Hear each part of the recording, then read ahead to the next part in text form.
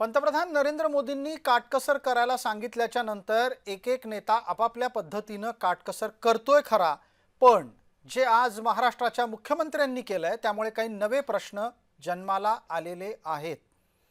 मुख्यमंत्र्यांनी काटकसर करण्याच्यासाठी चक्क दुचाकीवरून कामावर जाणं पसंत केलं। मुख्यमंत्र्यांच्या बाईक फेरीमुळे प्रश्न उपस्थित झालाय की काटकसर आपल्या जागी आहे, पण मुख्यमंत्र्यांच्या सुरक्षेचं काय?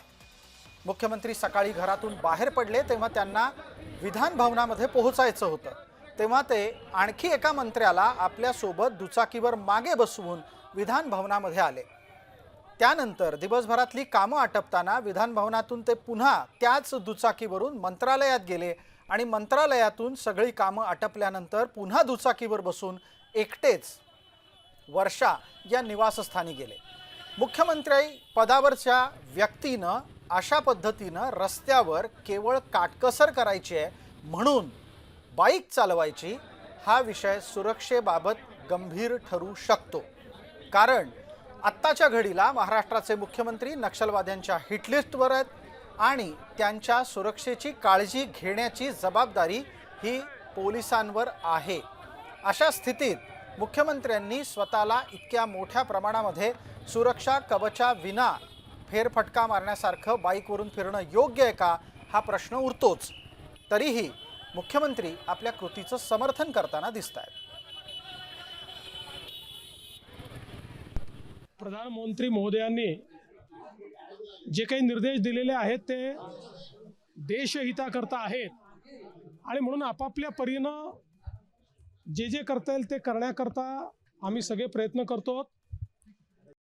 सिंबॉलिकली त्याचा प्रचार झाला पाहिजे आणि जेव्हा राज्यातले नेते मंडळी अशा प्रकारे प्रचार करतात तर ते लोकांपर्यंत पोहोचतं, म्हणून मी आज या ठिकाणी मोटरसायकलने आलेलो आहे। आज मोटरसायकलनी आलात, उद्या काय कराल असं म्हणत शरद पवारांनी प्रश्न उपस्थित तर केलाच, पण सल्लाही दिलेला आहे। शरद पवारांनी पुण्यामध्ये पत्रकार परिषद घेतली आणि ते म्हणाले की काटकसरीचा देखावा करू नका, त्याची प्रत्यक्षात अंमलबजावणी होताना दाखवा। याद्वारे शरद पवारांनी सत्ताधाऱ्यांना कानपिचक्यास दिल्यात।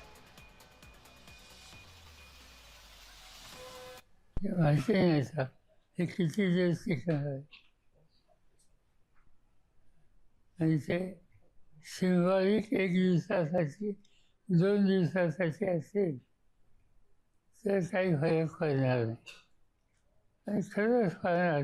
म्हणजे आता आज मी पाहिलं देवेंद्र फडणवीस अंतराळामध्ये मोटरसायकलवरून आले, उद्यापासून अंतराळामध्ये ते मोटरसायकलवरूनच आले तर अधिक जबाबदारी घेतली। मला असं वाटतं एकट्या मुख्यमंत्र्यांनी त्यांच्या पक्षाच्या सगळ्या लोकांना या गोष्टी सांगावं लागेल आणि त्यांनी तसं वागावं लागेल। पंतप्रधानांनी आवाहन केलं आणि पंतप्रधानांनी 100-200 गाड्याचा रोड शो केला आणि म्हणून मला असं वाटतं या सगळ्या गोष्टी तोंड देखलेपणा नाटकबाजी न करता खऱ्या अर्थानं एक जागरूकता म्हणून सगळ्यांनाच करावं लागेल, मुख्यमंत्र्यांनाही करावं लागेल। वाटतं एक दिवस बुलेटवर येऊन किंवा एक दिवस दुचाकी घेऊन हे काम संपणार नाही। त्यांच्या सगळे जे आहेत बगल बच्चे त्यांना या गोष्टीचं त्यांना आवाहन करावं लागेल। एकीकडे मंत्री काटकसर करण्यासाठी विविध उपायांची अंमलबजावणी करत असताना दुसऱ्या बाजूला त्यांचे कार्यकर्ते काय वागतायत ते आज दिसलंच। केंद्रीय मंत्री नितीन गडकरी हे पंढरीच्या वारीच्या मार्गाची पाहणी करत असताना त्यांच्या मागे भलं मोठं गाड्यांचं लटांबर लागलं होतं। केंद्रीय मंत्री गडकरी स्वतः बसमध्ये होते, पण त्यांच्या मागे मात्र 2 डझनहून अधिक कार्यकर्त्यांच्या गाड्या धावत होत्या। आता त्या कार्यकर्त्यांच्या गाड्या स्वाभाविक आहे पेट्रोल किंवा डिझेलवरच धावल्या असणार। मग ही नासाडी टाळता आली नसती का? एक मंत्री गाडीत बसला म्हणून वाचणारं इंधन मागे फिरणाऱ्या या गाड्यांच्या शेपटामुळे अधिक खर्च होतोय, हे मंत्र्यांना आणि राजकारण्यांना लक्षात यायला हवं।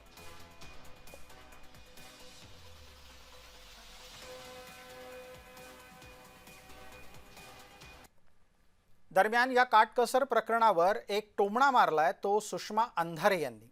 त्यांनी आशिष शेलार आणि अनिल परब यांच्यात झालेला एक संवाद माध्यमांमध्ये टाकला आहे।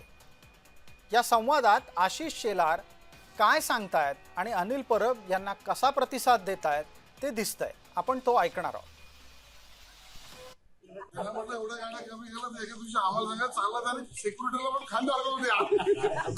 ऍम्ब्युलन्स लागेल आपल्याला. त्याला म्हटलं एवढं गाणं कमी केलं एका दिवशी आम्हाला सांगा चालला आणि सिक्युरिटीला पण खांदा अडकवून द्या. ऍम्ब्युलन्स लागेल आपल्याला.